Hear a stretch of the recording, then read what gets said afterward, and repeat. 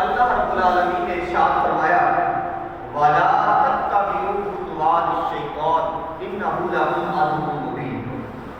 حال کے لم یزل قرآن حکیم نے ارشاد فرما رہے ہیں کہ اے لوگوں شیطان کی پیروی نہ کرو، إِنَّهُ لَكُمْ عَدُوٌّ مُّبِینٌ، بے شک تمہارا بڑا دشمن ہے۔ آج جس موضوع کے اوپر ہم گفتگو کرنا چاہ رہے ہیں وہ موضوع ہے انسانی خواہشات۔ ہماری خواہشات کیا ہے اور ہماری خواہشات ہمیں کس حد تک اس دنیا میں کامیاب بناتی ہیں اور ناکام کرواتی ہیں، ناکام اور کامیاب۔ اللہ رب العالمین نے جو انسان کو پیدا کیا ہے، جو انسان کو بنایا ہے اور اس کے سینے میں ایک دھڑکنے والا دل رکھا ہے اور اس دل سے انسان کی سانس چلتی ہے اور اس دل سے انسان کی زندگی چلتی رہتی ہے، وہ انسان جو ہے اسی دل کے بل ہوتے کہ سارا کچھ کام کرتا رہتا ہے۔ جب وہ سانس کو روک دیا جاتا ہے، جب اس دل کے اندر دھڑکنے والی سانس کو بند کر دیا جاتا ہے تو انسان نہ اس کا جسم کسی کام کا رہتا ہے، نہ اس کی سوچ کسی کام کی رہتی ہے، نہ اس کی عقل کسی کام کی رہتی ہے، نہ اس کا فہم کسی کام کا رہتا ہے۔ آج نبی پاک صلی اللہ علیہ وآلہ وسلم نے ارشاد فرمایا، مسند امام احمد بن حنبل کے اندر روایت موجود ہے، لجپال نبی نے ارشاد فرمایا اے میرے صحابہ، اے میرے امتیوں، اس خواہش کے پیچھے کبھی نہ جانا۔ آپ نے فرمایا کہ اس خواہش کے پیچھے کبھی نہ جانا جو خواہش تمہیں مزید خواہشات کے اندر مبتلا کر دے۔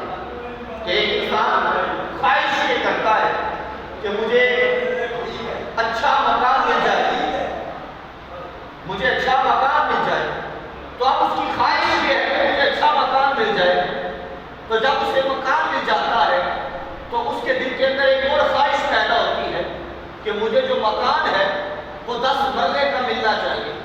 جب اسے مکان 10 مرلے کا مل جاتا ہے پھر اس سے خواہش بڑی پیدا ہوتی ہے کہ میرا مکان، میری رہائش، میرے رہنے کی جگہ عام جگہ نہ ہو بلکہ کوئی سوسائٹی ہو، بلکہ کوئی ڈیفینس کا ایریا ہو، بلکہ کوئی ٹاؤن ہو جہاں پہ میں اپنی زندگی بسر کر سکوں۔ آج کا انسان جو ہے وہ خواہشات کے اندر اتنا جکڑا ہوا ہے کہ اس کو پتہ ہی نہیں ہوتا کہ اس نے کیا کرنا ہے، وہ خواہشات کے اندر ہی اپنی زندگی کو گزار کے جا رہا ہوتا ہے۔ تو نبی پاک صلی اللہ علیہ وسلم نے ارشاد فرمایا کہ اے صحابہ، اے امتیوں، کہ ایسی خواہش سے پناہ مانگو جو تمہیں مزید خواہشات کے اندر مبتلا کرے۔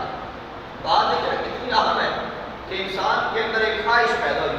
آپ کو پتہ ہے کہ انسان کے اندر 2 چیزیں بڑی کامن ہیں، ایک خواہش اور ایک سوچ۔ اب خواہش اور سوچ آپس میں بالکل قریب قریب ہے۔ سوچ یہی ہوتی ہے کہ انسان کسی کام کرنے کو چاہتا ہے، اب وہاں پہ خواہش بھی موجود ہوتی ہے اور سوچ بھی ہوتی ہے۔ سوچ ایک حد تک جا کے ختم ہو جائے گی۔ مثلا انسان کہتا ہے کہ میں گاڑی لوں، ٹھیک ہے، یہ خواہش بھی ہے، سوچ بھی ہے، لیکن یہ سوچ اس وقت تک رہے گی جب تک اس کے پاس پیسہ ہوگا، جب تک اس کے پاس مال ہوگا۔ وہ سوچ ہے، مال نہ رہا، سوچ ختم ہو گئی، لیکن خواہش موجود رہے گی، خواہش ختم نہیں ہوگی۔ پیسہ نہیں بھی ہے لیکن خواہش برقرار رہے گی کہ میں نے گاڑی لینی ہے، میں نے بنگلہ بنانا ہے، میں نے کتنا کچھ حاصل کرنا ہے، یہ ساری چیزیں اس کے دماغ کے اندر موجود رہے گی۔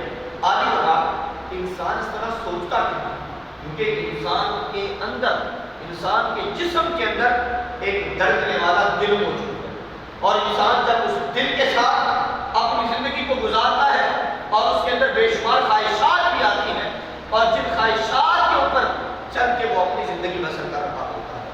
حضرت البتہ سلطان یحییٰ ایک بہت بڑا بادشاہ گزرا، سلطان یحییٰ، اور سلطان یحییٰ کی عادت یہ تھی، سلطان یحییٰ بڑا مال و زر والا بادشاہ تھا، اس کے پاس اتنا مال تھا کہ وہ جب بھی گھر سے نکلتا تھا تو فقراء کے اندر، غرباء کے اندر مال تقسیم کرتا تھا، اور اس کی عادت فطرت تھی کہ مال تقسیم کیا جائے۔ ایک دن کیا ہوتا ہے کہ وہ جامع مسجد سے باہر نکلتا ہے تو سلطان یحییٰ کیا کرتا ہے، سلطان یحییٰ مال تقسیم کر رہا ہوتا ہے تو اسی مسجد کے ایک کواڑ کے سامنے ایک فقیر بیٹھا ہوتا ہے. ایک فقیر بیٹھا ہے. آج ہوتا یہ کہ انسان کسی نئی چیز کو دیکھتا ہے تو فوراً اس کی طرف بھاگے گا. مال کو دیکھتا ہے تو فوراً جائے گا, پتہ نہیں یہ مال کس لیے ہے. تو سلطان کیا کرے, جب اس فقیر کے اوپر نظر دوڑائی نا تو وہ بڑا حیران ہوا. وہ سوچ میں پڑ گیا کہ یہ کیا معاملہ ہے. وہ پولیس کے رہ گیا کہ سارے فقیر میرے پاس آتے ہیں اور میں ان کو مال دے رہا ہوں, میں سب کو مال دے رہا ہوں اور سارے مال لے کے واپس جا رہے ہیں, اور وہ فقیر جو بیٹھا ہے اس کو کوئی مال کی خواہش نہیں, اس کو کسی مال کی ضرورت ہی نہیں ہے. وجہ کیا ہے؟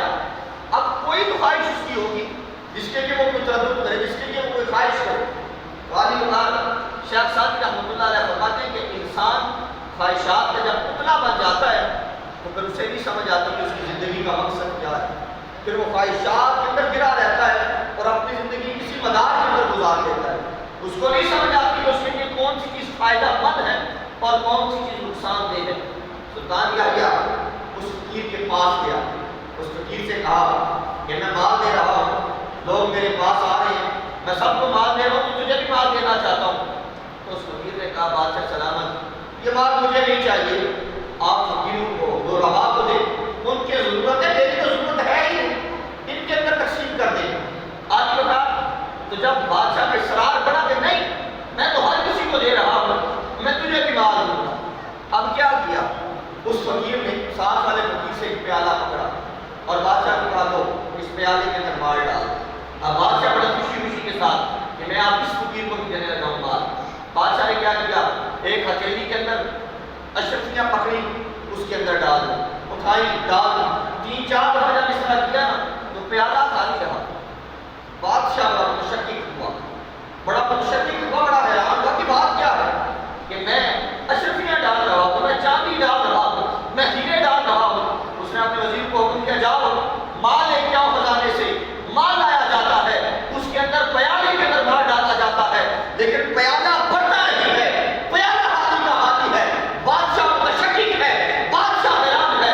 بادشاہ اس فقیر سے مخاطب ہوتا ہے, تخاطب ہو کے پوچھتا ہے اے فقیر مجھے بتا دو صحیح کہ یہ پیالہ بڑھ کیوں نہیں رہا. تو وہ فقیر کہنے لگا بادشاہ سلامت بات یہ ہے کہ یہ پیالہ مال و زر کا پیالہ نہیں ہے, یہ پیالہ انسان کی خواہشات کا پیالہ ہے جو ساری زندگی بڑھتا رہی ہے, اور انسان اپنی زندگی کو گزار کے قبر کی دہلیز کے اندر چلا جاتا ہے, لیکن خواہشات کبھی ختم نہیں ہوتی. عالی مقام اس لیے کہا جاتا ہے کہ انسان شیطان کی پیروی نہ کر, اپنے نفسانی خواہشات کو روک کے رکھ. جب تو روک کے رکھے گا تو لازمی طور پہ کامیاب ہوگا, تو کبھی بھی ناکام نہیں ہوگا. اور اگر تم نے خواہشات کو اپنے دل کے اندر اتنا بڑا کر لیا کہ ہر چیز کی خواہش کر, چھوٹی سے چھوٹی چیز. اب ہوتا یہ ہے کہ کچھ خواہشات ایسی ہیں جو انسان کی زندگی کو بدل سکتی ہیں, اس کو کامیابی کا پروانہ دے سکتی ہیں. مثال کے طور پر اگر انسان کے دل میں خواہش بھی آئے, اب دیکھیں نا رمضان الکریم کا مہینہ آ رہا ہے, بڑی عظمتوں والا مہینہ ہے. آج ہم سب نے رات کو تراویح پڑھنی ہے, تو کتنی برکت والا مہینہ ہے, کتنی رفعت والا مہینہ ہے, کتنی عظمت والا مہینہ ہے کہ اس مہینے کے اندر ایک رکعت نماز فرض پڑھے تو 70 فرائض کے مطابق ثواب ملتا ہے, نفل کا ثواب فرائض میں چلا جاتا ہے, تو چھوٹی سی چھوٹی عبادت کا ثواب دگنا ہو جاتا ہے. اگر خواہش یہ کی جائے کہ ہم نے رمضان مبارک کے مہینے کے اندر زیادہ سے زیادہ عبادت کرنی ہے, تو انسان کو لطف آئے گا. اور اگر خواہش یہ کر لے انسان, اگر خواہش یہ کر لے کہ میں نے رمضان آئے گا گزر جائے گا, بس ٹھیک ہے, مجھے کیا لگے وضو سے, مجھے کیا لگے نماز تراویح سے, مجھے کیا لگے عبادات سے, میں بھی آپ لوگوں کی طرح زندگی گزار کے چلا جاؤں تو بات ختم. نہ بھائی نہ, حالی مکان کامیاب وہ ہے جو اپنی خواہشات کو روک کے رکھتا ہے. اب خواہشات کو روکنے کا مقصد کیا ہے کہ روزہ ہے وہ ہمارے اوپر بڑا گراں گزرتا ہے, بڑا بھاری ہو جاتا ہے بندہ مومن کے اوپر. وہ سوچتا ہے کہ میں روزہ رکھوں گا کتنی مشکلات سے گزروں گا, تو اس کے لیے بہتر یہ ہے کہ پہلے اپنی نیت کو ٹھیک کرے, پہلے اپنے آپ کو تیار نہ کرے کہ میں نے عبادت کرنی ہے, میں نے روزہ رکھنا ہے, میں نے قیام و سجود کے اندر اپنی زندگی کو گزارنا ہے, اپنے لیل و نہار کو اس طرح گزارنا ہے. تو میری ہر خواہش اللہ کے بتائے ہوئے اسوہ کے مطابق چلی جائے, اللہ کے رسول کے بتائے ہوئے اسوہ کے مطابق. جب ہر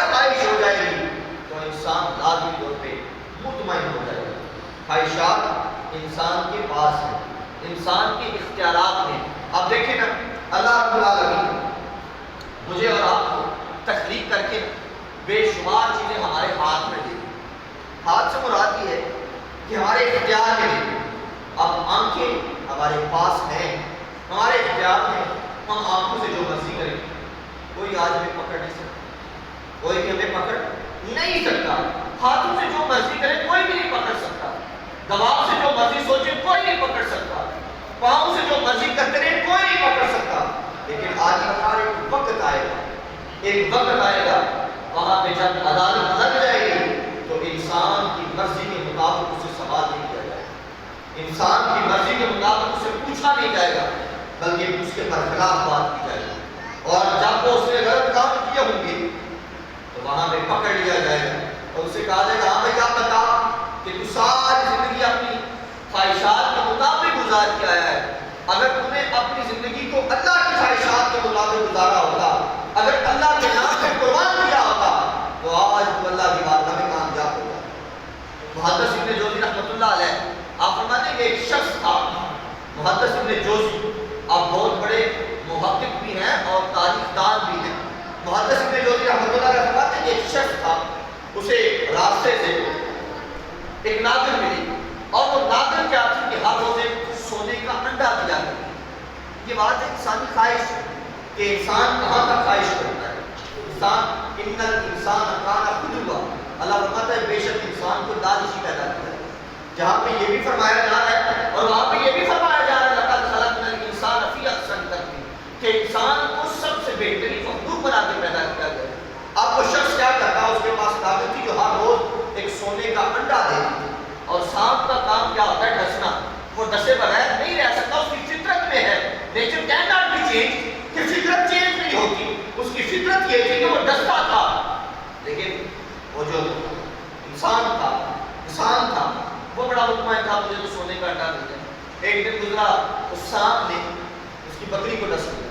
اب بکری مر گئی نا، تو اس کا ایک بیٹا تھا اور اس کی بیوی، اس نے کہا، بیٹے نے اپنے باپ سے کہا کہ اس کو بھیج دے، اس کو مار دے سانپ کو، اس نے بکری کو ختم کر دیا ہے۔ تو وہ کہنے لگا بکری کتنی کی 6 دینار اور یہ سونے کا انڈا 50,000 دینار کا ہے۔ تو اس نے کہا بہتر یہ کہ بکری نہیں آ جائے۔ اس کے گھر میں گھوڑا تھا، اس کو بھی ختم کر دیا گیا، وہ بھی مر گیا۔ محدث ابن جوزی کہتے ہیں کہ اس کا گھوڑا مر گیا، اس کو پھر بھی ترس نہ آیا۔ اس کا ایک غلام تھا، اس کے پاس ایک نوکر تھا، وہ اس کے مویشی کو چارہ ڈالتا تھا، اس نے اس کو بھی ڈس لیا، وہ بھی تڑپ تڑپ کے مر گیا۔ اس کی بیوی نے، اس کے بچے نے اسے روکا۔ محدث ابن جوزی فرماتے ہیں کہ وہ رکا نہیں تھا، وہ کہتا نہیں کوئی بات نہیں، یہاں بلا مل جائے گا، نئے مویشی آ جائیں گے، سونے کا انڈا تو نہیں ملنے والا۔ آپ فرماتے ہیں کہ پھر ایک وقت آیا، ایک دن اس سانپ نے اس کے بیٹے کو بھی ڈس لیا، اور اس کا ایک ہی بیٹا تھا، جب اس کو بھی ڈس لیا نا، اس کے پاس کچھ بھی نہ رہا، وہ رونے لگا۔ تو اس کی بیوی نے کہا وہ رونے کا فائدہ نہیں ہے، تو نفسانی خواہشات کے پیچھے بھاگتا تھا، تو لالچ کے پیچھے جا رہا تھا، جس کی وجہ سے اللہ نے تجھے یہ سبق دیا ہے کہ خالق کائنات نے قیمتی انڈے سے بھی تیری چیز قیمت تھی، تیری ایک اولاد تجھ سے چھین لی ہے۔ محدث ابن جوزی فرماتے ہیں کہ جب انسان خواہشات کے پرندے کے اندر الجھ کے رہ جاتا ہے، خواہشات کے اندر دائرہ کار میں اپنے آپ کو محسوس کر لیتا ہے، وہ انسان کبھی بھی کامیاب نہیں ہو سکتا، وہ انسان ہمیشہ ناکام ہوگا۔ صلاح الدین ایوبی اور نور الدین زنگی جب مصر کے اندر باغی میں باغباں ڈال دی گئی، بغاوت کی جائے، اور سلطان صلاح الدین ایوبی اور نور الدین زنگی بالکل بیت المقدس کو فتح کرنے کے قریب تھے، اور اس وقت ہوکرا دیا گیا کہ مصر کے اندر بغاوت ہو گئی ہے، اب کون اٹھے گا اور مصر کے اندر ساتھ بغاوت کو گزرے گا؟ آپ کو پتا ہے کہ دشمن سے زیادہ بغاوت والا معاملہ زیادہ سخت ہے، کیونکہ نبی پاک صلی اللہ علیہ وسلم جب مدینہ منورہ کے اندر تھے تو اس وقت یہودیوں کا ایک گروہ تھا جو ہمیشہ مدینے کے اندر سے بغاوت کیا کرتا تھا۔ تو نبی پاک صلی اللہ علیہ وسلم نے ان یہودیوں کا استحصال کیا، تب جا کے مدینے کے اندر مسلمانوں کو سکون ملا تھا۔ سلطان صلاح الدین ایوبی نے کہا کہ میں واپس جاتا ہوں اور جا کے مصر کے اندر بغاوت کو کچل دیتا ہوں۔ تو نور الدین زنگی نے کہا نہیں سلطان صلاح الدین ایوبی تو نہیں جائے گا، اگر تو چلا جائے گا تو کل کلام دو یہ کہیں گے کہ یہ بیت المقدس کو چھوڑ کے واپس آ گیا تھا، تو بیت المقدس کو خدا کر۔ نور الدین زنگی وہاں پہ جاتا ہے تو وہاں پہ جا کے بغاوت کو ختم کرے گا اور یہ اعلان کرے گا کہ تمہاری بغاوت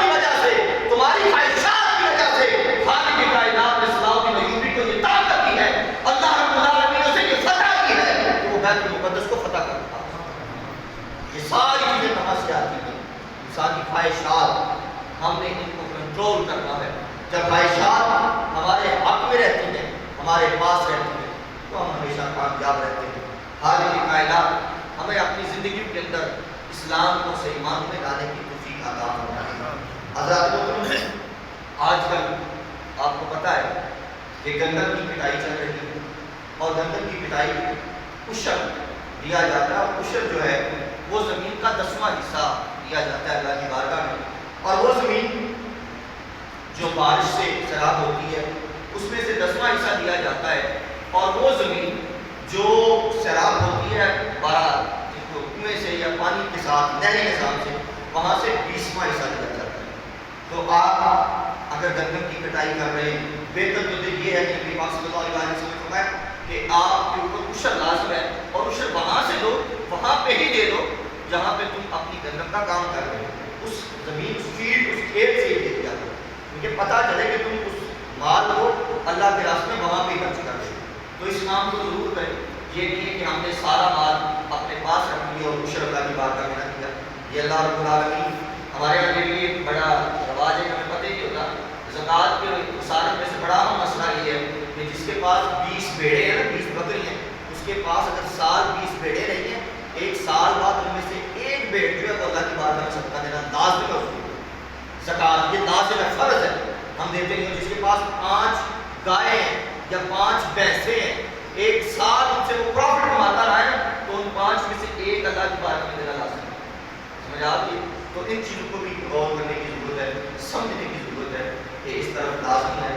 عشر کے مسائل ہیں، تو جو لوگ گندم کی کٹائی کر رہے ہیں وہ اپنے مال میں سے 10واں حصہ لازمی دیں. اور دوسری بات، جو بڑا اہم پیغام ہے، ہم آج کل متزلزل کا شکار ہیں کہ یہ وائرس جو آیا ہے اس نے ہماری زندگی کے اندر ایک عجیب قسم کا انخلا ڈال دیا. میں اور آپ سارے پریشان ہیں کہ کیا بات ہے، مساجد کی بندیاں ہیں، یہ بھی مسئلہ بن گیا. مساجد میں نہ کو اجتماع نہ کیا جائے، یعنی ساری چیزیں. لیکن یہ جو 20 نکات ہمارے سامنے آئے ہیں، یہ 20 نکات جو ہمارے سامنے آئے ہیں، اس کے اوپر علماء کرام، مفتیان کرام اور مشایخ اعظام کا متفق علیہ فتویٰ ہے. تب جا کے یہ 20 نکات ہمارے سامنے رہے. یہ کوئی بندہ نہ سمجھے. اب یہ ہے کہ ہم یہ سمجھتے ہیں کہ سب کا آدمی کا ساتھ مل کے کھڑا ہونا ہی صاف ہے. اگر بندہ اللہ کا کھڑا ہوگا تو صاف نہیں ہے. ایک سوال کرنے کا جنرل سا، مثال کے سامنے دروازے ہمارے، یہ سکون ہے. اگر بندے یہاں پہ کھڑے ہیں اور اس سکون کے آگے بندہ کھڑا ہے، تو الثنایا الوداع علامہ محمد مسعود احمد قاسانی رحمۃ اللہ علیہ فرماتے ہیں فتوے صف تو یہ بھی ہو گیا، صف کا کاٹنا تو یہ سکون کر رہا ہے. دروازوں کے درمیان اگر کھڑے ہو رہے صف کو تو یہ بھی کاٹ رہے. تو اس لیے اگر کوئی عذر آ جاتا ہے، شرعی عذر، مطلب بیماری یہ عذر ہے، اس وجہ سے اگر صف کے درمیان وقفہ آ جائے تو آپ کھڑے ہو کے نماز ادا کریں گے تو آپ کی نماز ہو جائے. اس کے اوپر بالکل کوئی یہ بتا نہ کہ جی نہیں موت تو آنی ہے، یہ بڑا ایک آدمی ہے، موت تو آنی ہے. آپ کو پتہ ہے آپ کی زندگی کی اہمیت کتنی ہے؟ مسئلہ سنیں، آپ میں سے کسی کو نہیں پتا. خدا کو ہم گالی نہیں دیتے مسلمان ہو کے، لیکن مسئلہ یہ ہے، فقہا یہ کہتے ہیں کہ ایک بندہ آپ کی پٹپڑی کے اوپر آ کے بندوق رکھتا ہے اور کہتا ہے خدا کو گالی دو، خدا کو گالی دو. مسئلہ یہ ہے کہ خدا کو گالی دو، جان بچاؤ، جان بچاؤ. جان بچانا فرض بتایا گیا. اگر کوئی بندہ وہ کہا تو بندہ گالی نہیں دیتا، اسے مار دیا جاتا ہے، پھر وہ کہتے ہیں کہ وہ معاملہ اللہ کے پاس چلا جائے. لیکن اس دنیا کے فتاووں کے اندر ظاہری دنیا میں وہ بھی ٹھیک ہے. اس لیے جان بچانا بڑا ضروری ہے. یہ کوئی بتا رہا ہے کہ موت کہتے ہیں مقرر، تو اس کا مطلب ہے موت مقرر سارے غلط کام کرنے شروع کر نہیں. احتیاط جو بتائی گئی ہے اسلام میں، ان چیزوں سے بچنا ضروری ہے. اگر ہم احتیاط تو ضروری ہے، پھر حیات اس لیے تو کہا گیا ہے کہ احتیاط زندگی کے لیے ہے. اگر ہم احتیاط نہیں کر رہے تو پھر زندگی کا فائدہ ہے، ہم زندگی ویسے گزار کے جا رہے ہیں. اور دوسری بات کہ ہم نے اپنے طور پہ یہ کوشش کی ہے یا مسجد کے اندر سے صفائی ہوگی اور انشاءاللہ گائے بگائے مسجد سے صفائی ہوتی ہے. مسجد کے اندر نماز تراویح کا جو طریقہ کا جو ایکٹیویٹیز گورنمنٹ نے دی ہے اسی کے مطابق ہو. اس میں ہم نے یہ سوچا ہے بہتر یہ کہ اللہ رب العالمین کی طرف سے ہماری مسجد کے اندر نا مسلے بنے ہوئے ہیں، الگ الگ خانہ بنا ہوا ہے، ہر خانے کے اندر ایک بندہ کھڑا ہو، اور تقریباً ہماری مسجد میں اس طرح 135 بندے کھڑے ہو سکتے ہیں اگر ایک ایک مسلے میں ایک ایک بندہ کھڑا ہو، 135 بندے تک لوگ مسجد میں آ سکتے ہیں۔ اب وہاں پہ کچھ انہیں شرائط رکھ دی ہیں کہ جو لوگ بوڑھے مطلب 50 سال سے عمر سے زائد ہیں وہ بھی مسجد میں نہ آئیں۔ اب ہمارے یہاں یہ ہے کہ ہم لوگ سمجھتے ہیں کہ ہمارا مسجد کے ساتھ تعلق بڑا زیادہ ہے، تو اگر ہم نہ دیں تو پتہ نہیں کیا ہوگا۔ میں پہلے بتا رہا ہوں کہ جو 20 SOPs آپ کو بتائے گئے ہیں آپ اس سے بالکل ماورا ہو چکے ہیں۔ آپ اگر گھر میں نماز پڑھیں گے آپ کو اتنی ثواب ملے گا جتنا نماز میں پڑھنے ملتا ہے، کیونکہ فتویٰ آ چکا ہے۔ جب فتویٰ آ جائے تو پھر کوئی بھی مسئلہ جو ہے وہ آپ کے لیے پریشانی کا نہیں ہے بلکہ آپ کے لیے حل کے لیے۔ تو دوسری کہ ہم نے 2-3 جگہوں پہ بھی یہ کوشش کی گھروں میں کہ اگر کوئی اپنے گھر میں 2-4-5 بندے اکٹھے کر کے اگر تراویح پڑھنا چاہتے ہیں تو وہ بھی پڑھ لیں۔ اگر کوئی اسی بات معاملے سے بھی ہم سے رابطہ کرے گا تو ہم اس کے لیے بھی کوئی نہ کوئی رائے نکال دیں گے۔ باقی انشاءاللہ نماز تراویح کے اندر کوشش کریں کہ جائے نماز اپنے آپ ساتھ لے کے ظاہر نماز تو بندہ تھک جاتا ہے تو اپنے جائے نماز خود ساتھ لے کے آیا کریں تاکہ آسانی کے ساتھ آپ نماز تراویح کریں۔ اور وقفہ جو ہے باقاعدہ وہ ہوگا، اس میں بالکل بھی نہیں ہو سکتا کہ ہم جو مفتیان کرام نے جو فتویٰ میں نے خود اس بات کے اوپر بڑی اسٹڈی کیا ہے، اس بات کے اوپر کہ یہ صفوف بالاتصال اور صفوف القاطع کہ صفوف کا کاٹنا اور صفوف کا ملانا یہ کس حد تک ہے، ٹھیک ہے۔ پہلے جو اس بات کے اوپر ہم بحث کرتے رہے آپ کو شاید پتہ ہونا چاہیے، حقیقت میں گورنمنٹ کا مقصد یہ تھا، گورنمنٹ یہ چاہ رہی تھی کہ مساجد کو بند کر دیا جائے، کیونکہ جب اختلاط ہوتا ہے، جب لوگ سوشل ڈسٹینس ختم ہوگا تو بیماری پڑے گی۔ انہوں نے یہ کہا کہ ہم بند کر لیں، تو ہمارے کہا نہیں مسجد کو کھولا جائے، تو پھر ان شرائط کے ساتھ مسجد کو کھولا جا رہا ہے۔ تو میرے اوپر اور آپ کے اوپر سب کے اوپر لازم ہے کہ ان شرائط کو منوان قبول کریں اور اس کے مطابق کی اللہ کی عبادت کریں اور اللہ کی بارگاہ میں شکر حاصل کریں۔ خالق کائنات کی بارگاہ میں دعا ہے کہ جو کچھ میں نے بیان کیا سب سے پہلے مجھے اور پھر آپ کو اس کے اوپر عمل کریں۔